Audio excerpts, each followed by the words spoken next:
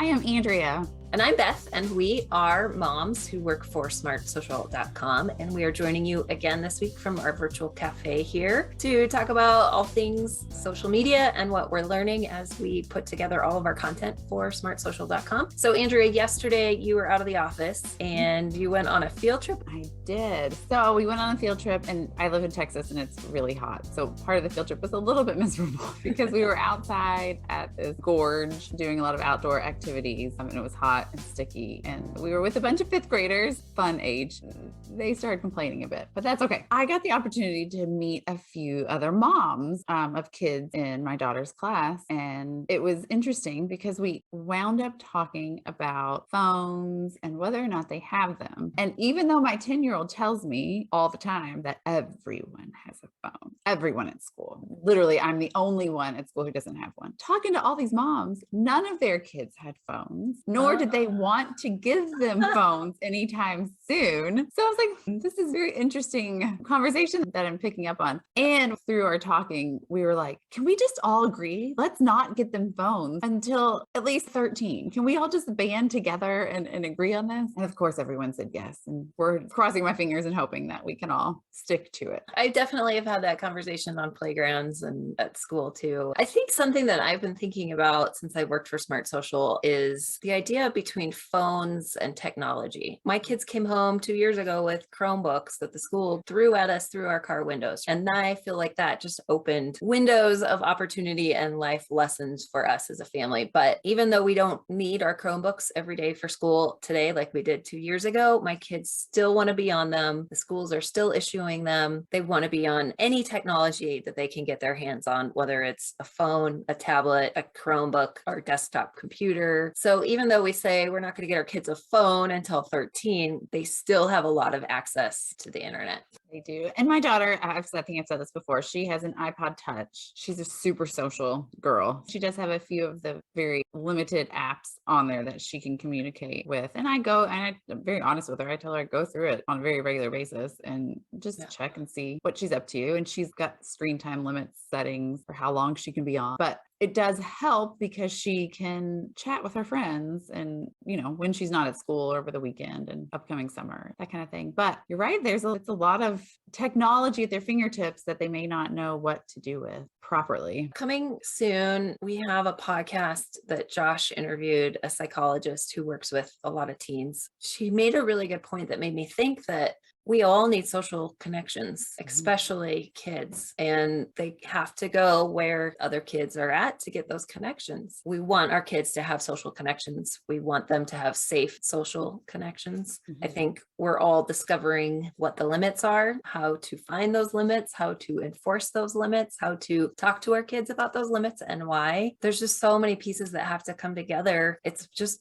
a lot more than not getting them a phone until they're 13. Yeah, it's like teaching your kids to swim. You don't just pick them up and throw them into the deep end all of a sudden. And we all know what would happen then. You start off with little baby steps and swimming lessons, and little by little, they figure out how to swim. I think the same thing goes with technology and having a phone. Start them off with baby steps. Don't just hand them an iPhone with complete access to it. Start them off little. And as they get older and learn more, you can increase what their access is and what they're allowed to do. And it's going to look different for every family. That is such a big thing to me, is that every family has different communication needs. We're coming to the point of my daughter wants to stay after school to do clubs or to volunteer with her clubs. They don't always have a set time, but I have to go pick her up. And then if this is after school, the office is closed and there may not be a ton of people around for her to call and tell me when she's done. So do I sit outside waiting for her for an hour until she is done? Or do I start opening the process of, here's a cell phone so you can call me? Is that our first baby step? Is that where you are in life, that you need to be able to get a hold of me? And I was talking to one other mom who they used to live in Alaska, and she has an older son and he has a phone and his little sisters don't yet. She was like, but we got it for him because he used to walk to school in Alaska. And on multiple occasions, he encountered a grizzly bear on his walk to school. That's a good reason to call your mom. That's when I was like, oh yeah, definitely. You should definitely have some form of communication with you. There are no grizzly bears here in Texas. So So maybe a rattlesnake. Could you run into a rattlesnake? yeah, some scary spiders. But I think at smartsocial.com, we just believe that families have to start with an agreement and with everybody in the family being educated and starting to understand what the dangers are of having the phones, of setting the limits of what they can run into and what to do if they do run into images or strangers that they shouldn't be connecting with online. It's all a world of possibility as soon as you give them a device, any device. We recommend starting with a smartphone or a social media agreement, which we have a free template. So it's ready for parents to just open up, download, and have the conversation as you work through that agreement all together. And it's a starting place for every family. It is. And I think with this summer coming up, I think it's a great opportunity to really sit and talk about that or revisit it. If you did it maybe a year ago, things can look different this summer. And what a great way to start off this summer instead of getting a month into it and thinking, I wish it weren't going this way. And maybe you can start off on a different note. I'm excited. We've started talking about what content we're covering in the next couple months leading up to summer. And one of our topics is about how to help teens or younger stay in touch with their friends over the summer. There's a lot of different text message apps. I had no idea that there was any other choice other than just what came with my phone. This is really eye-opening to me to learn about the different text message apps, some of the pros, the cons, what they promise that they deliver, why that's important, whether they delivered it or not. That's another issue. Kids keeping in touch with their friends, or even just how you keep in touch with your kid, could be a difference with different messaging apps. So that is something that we are diving into right now to share more with parents. We have a few text message app guides on smartsocial.com right now, but we're going to try to put them all together in one resource for parents that you can find different options, click on those links and learn more about the different options so you can make the decision for your family and figure out what works best for you. Yes, that's what it's all about. Is we all have lots of options, which is a great thing, but as a mom, sometimes too many options is not good, right? When we're teaching our kids how to make choices, they say limit it to 2 or 3 options. Don't give them the whole world to pick from because their brains can't really pick that quickly. But I think with so much in my brain right now as a mom, just knowing the options and limiting it down really helps me make the best choice. So speaking of apps and messaging and connecting with people, this week we put out a revision to one of our app guides. We've had it for a couple of years. It's one of our most popular videos on YouTube that people are watching. So Andrea, you dug into the BIGO Live app. Will you tell us about it and what you learned? I did.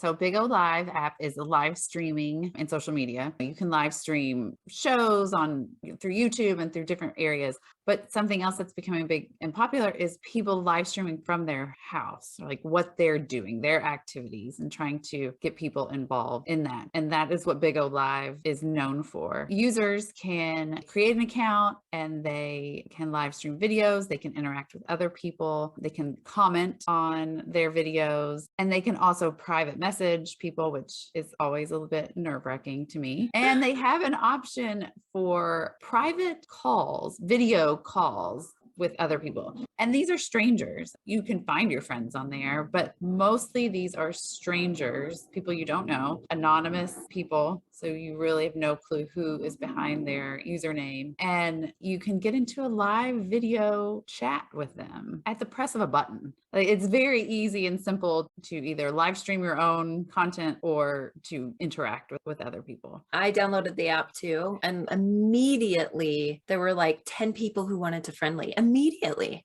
Yes. And it's all very like sexually over images. And even people saying, I would love to connect with you. Don't you want to get to know me? Trying to make themselves sound very appealing. But in my mind, I was like, I don't want my kids on this. And to be fair, BIGO Live states that you have to be 18 to use it. But when you're registering, they don't ask for a birthday even. They're using artificial intelligence or AI to determine whether or not you're old enough to be on it. But kids are able to bypass that and get on anyway. And even if you put in the website on your computer, you don't even have to log in, and you're seeing a lot of very, to me, inappropriate for young eyes content. If that's what we see when we log in right away, why would our kids want to be on this app? Great question. I often wonder that. But BIGO Live has made it very easy to make money. So many people out there these days want to be influencers or be famous. BIGO Live has made it to where you can make money. So users can add money basically to their app and then gift the money, or beans is what they call them, or diamonds, to the content creators that they like and that they want to see more of. And as these people gain more of these diamonds or beans from the other users, their videos become more popular and they can cash them in for real money. So I think that is a big reason, is they're seeing it as a way to become famous faster or easier. And I will say it is a very popular app in Asia, but it is definitely gaining steam here as well. Yeah. So I think there's a lot of different levels of conversations that hopefully parents are taking away from this, that kids want to be where their friends are. So if their friends are telling them is on BIGO Live, I just want to watch what they're doing. Everybody says it's cool, I just want to watch them. Chances are they're going to see a lot more than just that one friend that they're going on to see. There's just a lot more than just that one friend. There is. And one other thing that they do is video games. So we know that people like to watch others playing video games, and you can do that through BIGO Live too. There's a lot of Fortnite videos and Call of Duty, and just a lot of different violent video games are being played as well that you can There watch. are a lot of places to watch people playing video games. I would say have a less chance of running into the nude or explicit photos that we saw just by signing up. Yeah. There's plenty of options. I don't think we've mentioned it, but BIGO Live is in the smartsocial.com red zone. So parents, if your kids want BIGO Live to hang out with their friends or to watch other people play video games, maybe look at our gray zone or our green zone and see what other options are out there for them to accomplish those things that isn't so connected to strangers and predators and just openly inappropriate photos. Yes. And I think it's just a good conversation too about what happened to our dog walking business. We recently realized that my son was maybe a little too young for the neighborhood dog walking business, but that was a good realization for all of us. And let's do some more chores, buddy. Yeah. Awesome. All right. Thank you for looking at BIGO Live. I think we will both probably delete it from our devices and we will re-add it if there is something that we need to look at again. But overall, it's just not an app that we recommend for students. So let's take a break. And then when we come back, Andrea and I are going to chat a little bit about our Very Informed Parent program from the mom perspective and show you what we like about this program and why we think other moms could benefit from this program and how to use it.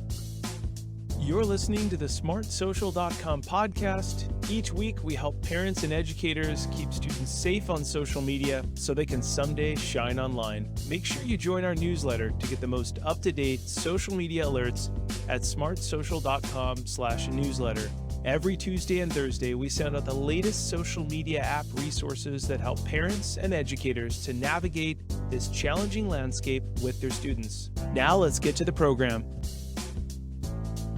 Andrea and I want to talk about the smartsocial.com VIP, or Very Informed Parent program. We are both moms, so we're going to talk about this from the mom perspective and how we hope that our resources are helping other families out there learn about social media. First of all, you go to smartsocial.com/VIP. We'll show you today what it looks like when you are logged in as a smartsocial.com member. Once you join VIP, it's a very simple process just to join. It uses an email that you put in. You can create your own password that is very easy to remember. The system keeps you logged in as well. So that's also really nice that if you're accessing it on the same computer all the time, you don't have to keep remembering your password, which is helpful. Once you log in, you'll always know that you're logged in because your name will appear here several times throughout the page, which is really cool that we customize it just for you. Once you log in, you can scroll down and you'll see all of the different resources that we put out every week. Almost every week we update at least one or two or create a new app guide or just a topic information that is specifically designed to help parents understand what's hot in social media. To me, one of our best features that we offer is our app zone categories. I know, and Beth knows, and all parents out there know, when you're trying to research an app that your kid wants to use, you need kind of an immediate answer, an overall, should we not do this? And our app zone categories, which are green, gray, or red zone, are kind of an immediate answer. We know kids aren't very patient. They're standing there and want an answer right away. Here on our list of all the resources, we use these color boxes to give you an idea of exactly what you're looking at with the different resource or the different app that we're covering. One of the big things that we do as soon as we find out about something being hot is our dangerous social media challenges reviews. So these orange categories that you see pop up are really relevant topics and relevant things happening on social media. We keep updating them and we keep them on our site because we know that a lot of these will come back into popularity, that they will hit across the country, probably not all at the same time that they spread in one community and then they'll spread in another community. So we keep these on here all the time. If something is coming up in your school, you can come to the site and just find information about what it's about and how to talk to your kids about it. So another great feature of the website is that you can sort your information by different categories. We have gaming safety, app navigation, dangerous challenges, parent trainings, student trainings, educator trainings, Shine Online tip, and then you can also search for a specific topic that you're looking for. If your daughter wants Instagram and you need to find out how it works, you can just type in Instagram in our search box and everything that we have relating to Instagram will pop up. As a mom, I think it's so helpful to come on, to know that whatever information that you find on smartsocial.com is going to be reliable and credible for you. We have designed it all to specifically answer your questions that you're looking for. We cover different apps in lots of different ways. So for example, we have expert guests that will give us examples that we share, and then just different tips about all these apps. For the really big apps that our kids all want to be on and are the most popular, we do an app guide. And usually you'll see the name of the app first and then guide, what parents, educators, and students need to know. Let's take a look real quick at what that looks like with this Instagram example. This is one that we just recently updated. We are updating these big ones pretty much every month, giving parents the information of how the apps look, what students are using it for, why they want to be on them, and really most importantly, what the dangers are that parents need to know about the app. We offer multiple videos with all of these guides. We have videos for parents, we have specific videos for students, and then we have a specific video that you can watch with your student. So aimed at the parent and the student together. Everybody gets the information at the same time. Everybody hears the tips at the same time. So it's not just mom or dad saying no, or mom or dad saying, Josh said we should do this. The kids and the parents are hearing it together. We always want to hear what parents and educators have to say about the information that we're providing. If we answered all of your questions, or if there's still something out there that you want us to help answer for you to make the decision for your family. So at the bottom of all of our resources is a really quick, simple feedback form. We'd love to hear out of how many stars you would rate this resource, and that helps us. What also really helps us is if you leave a comment, give us feedback on this resource, tell us what questions you were looking for or what you're still trying to answer. Because we're constantly changing our content and updating our site, we can answer those questions and we can make this what really you need and you need to get out of it as a parent. So we talk about all the time how much technology there is out there and how many different apps and different ways that your child can use the internet. And as a parent, it's frustrating and it's very overwhelming. We have this designed to make it less overwhelming and to help answer your questions all in one spot. So we hope you'll join VIP. Just go to smartsocial.com/VIP to get all the information about how to join. One thing that we love is when schools partner with smartsocial.com to bring all of these VIP resources to their entire community. So schools, if you are looking for a way to bring ready to deliver parent training resources to your community, just go to smartsocial.com/partner and find out more about the packages that we offer and schedule a quick call to talk with Josh or one of our team members about how smartsocial.com has helped principals and superintendents solve a lot of the problems that they have every day in their schools with social media. We hope that little VIP overview from how Andrea and I use it as moms, help you dive in and use these resources for your family. So next week we will be back. We are diving into a lot more of Snapchat research. Andrea and I both have Snapchat on our phones and are connecting with lots of people, friends, family members, lots of strangers are coming up. We are really excited for our next VIP live event. This event is going to be totally unlike anything I have seen from smartsocial.com in the last year. We have 3 amazing guests who have committed to joining Josh live on April 28th to talk about Snapchat. So our guests are from law enforcement, a psychologist, and an expert in social media who helps keep kids safe online. I'm really excited about this. It'll be really great to hear a deep dive from experts on the psychology and the why behind it all. Yeah. Parents, we would love to hear from you about what you are asking about social media right now, what your kids are asking for. You can always contact us at smartsocial.com/contact and let us know your questions, and we'll reach out if we can help answer your questions. You're really helping us create our new content to help other parents who are probably asking the same questions. So that's it from us. See you next week. Thank you for listening to the smartsocial.com podcast with this week's topics from Beth and Andrea. If you enjoyed the Mom Talk discussion that we had today about all things social media from a mom's perspective, we invite you to join the smartsocial.com VIP program. As a very informed parent VIP member, you will learn about the dangers and benefits of social media for your kids and get tips every week to keep your family safe online, and most importantly, to teach your students how to shine online. We have over 130 detailed app guides that cover apps like TikTok, Snapchat, Instagram, and 100 plus apps you might not have heard of, but your students may have visited or downloaded. Find out more and join today at smartsocial.com/VIP. Please remember to rate, subscribe, and review so we can continue to help more parents and educators just like you. I'm your host, Josh Oakes. As always, remember to keep it light, bright, and polite. We'll see you on the next episode. Have a great day.